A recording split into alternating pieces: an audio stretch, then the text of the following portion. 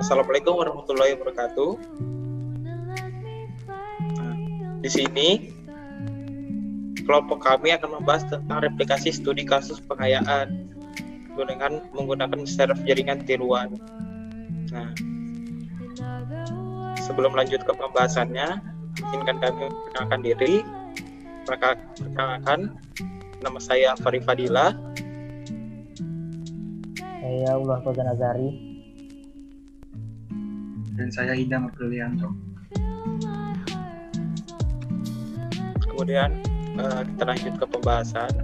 Kemudian kita lanjut ke permasalahannya. Nah, seperti yang ditampilkan pada share screen, kita akan membahas masalahnya terlebih dahulu. Masalah yang akan kita selesaikan ini sebenarnya cukup sederhana. Kita memiliki beberapa informasi tentang obesitas, kebiasaan merokok, dan kebiasaan olahraga pada datasheet yang ditampilkan di share screen berikut. Nah, kemudian pada tabel datasheetnya kami memiliki 5 orang. Nah, untuk menunjukkan dia mengacu pada benar atau salahnya, lihat dari angkanya. Untuk angka 0 itu berarti tidak, untuk angka 1 itu benar. Saya contohkan pada orang pertama. Orang pertama, dia untuk rokok, dia tidak, angkanya 0. Kemudian obesitas atau kegemukan, di angka 1 berarti dia benar. Kemudian olahraga, dia 0 berarti tidak. Kemudian diabetes, 1 menandakan bahwa dia diabetes. Kemudian kita lanjut untuk ke solusinya. Kami akan membuat server jaringan yang sangat sederhana dengan 1 lapisan masukan dan lapisan keluaran. Sebelum lanjut ke kode sebenarnya, pertama-tama kita akan membahas terlebih dahulu teori jaringan syarafnya. Kemudian teori jaringan syaraf. Jaringan syaraf tiruan adalah algoritma pembelajaran yang diawasi, yang artinya kita menyediakan data masukan yang berisi variabel bebas. Kemudian kita lanjut ke teori syaraf jaringan.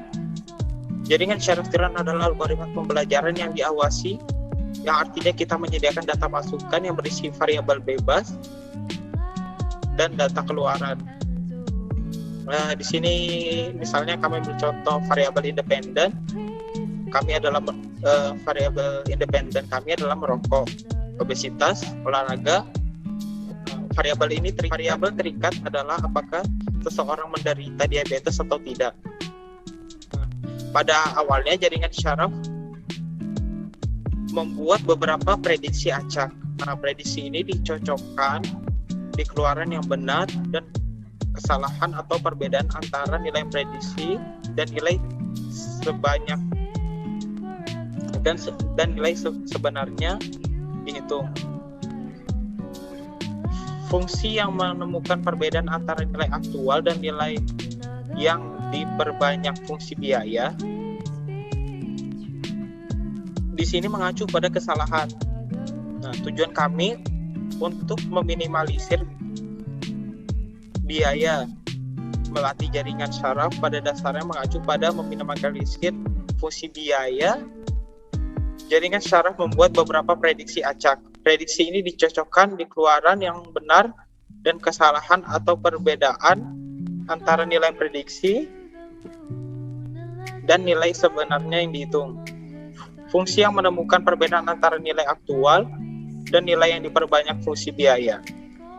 Biaya di sini mengacu pada kesalahan.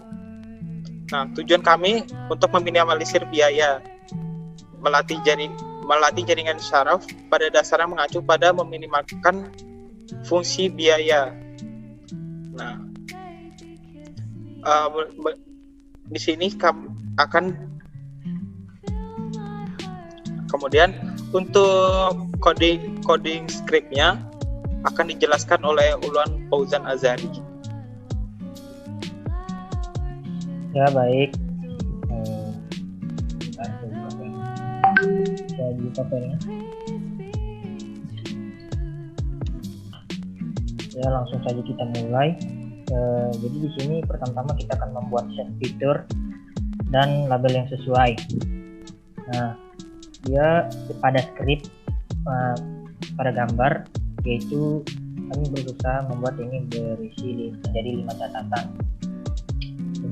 Demikian pula kami membuat satu label yang berisi label yang sesuai untuk setiap record set fitur. Nah, apa itu label? Label adalah jawaban yang kami coba prediksi dengan jaringan saraf.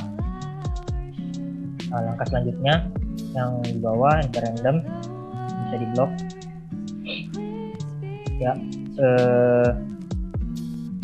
pada script yaitu random sheet, yaitu fungsinya agar kita bisa mendapatkan nilai acak yang sama di setiap satu kali script di run atau dijalankan.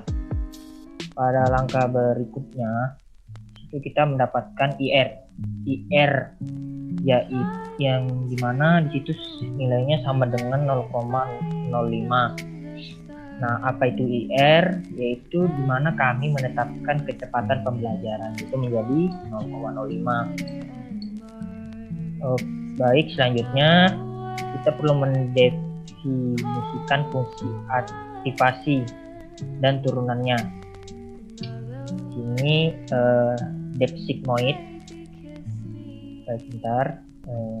Ini kita depth sigmoid akan disederhanakan menjadi fungsi sigmoid sederhana. Itu terletak pada gambar yang di bawah. Ya, itu adalah turunan dari fungsi sigmoid sederhana. Lanjut aja ke langkah selanjutnya, yaitu kita bisa scroll. Langkah selanjutnya yaitu kami menentukan jumlah efforts-nya. Itu kami mendapatkan melatih algoritma yang dimana jumlahnya 20.000 kali. Kami telah menguji nomor ini dan menemukan bahwa kesalahan cukup banyak dan bisa diminimalkan setelah 20.000 kali iterasi. Selanjutnya kami menyimpan nilai dari future set ke input variabel. Nah, mungkin ya itu bisa dilihat pada gambar. Ini kami menemukan perkalian titik dari input dan vektor bobot dan menambahkan bias padanya. Nah, bisa dilihat di Z sama dengan sigmoid. Di situ kami melewatkan produk titik melalui fungsi aktivasi sigmoid seperti yang dijelaskan pada langkah sebelumnya, yaitu bagian penerus umpan. Ini melengkapi bagian umpan maju dan algoritma kami. Selanjutnya, sini kita perlu membedakan fungsi bobot masing-masing. Misalkan dilihat pada coding yaitu DCOS, yaitu adalah fungsi biaya kita sehubungan dengan bobot W. Nah, di situ kita dapat menggunakan aturan rantai untuk mencari turunan ini. Oke, selanjutnya bisa dilihat pada coding yaitu depret, yaitu hanyalah fungsi sigmoid dan kami telah membedakannya sehubungan dengan masukkan perkalian titik Z. Nah, di situ oleh karena itu turunan yang terkait dengan bobot apapun hanyalah input yang sesuai. Oke, selanjutnya mungkin bisa dilihat yang paling bawah nih. Scroll paling bawah. Iya. Nah, dilihat pada gambar kita melihat bahwa kesalahan sangat kecil di akhir pelatihan jaringan saraf, yaitu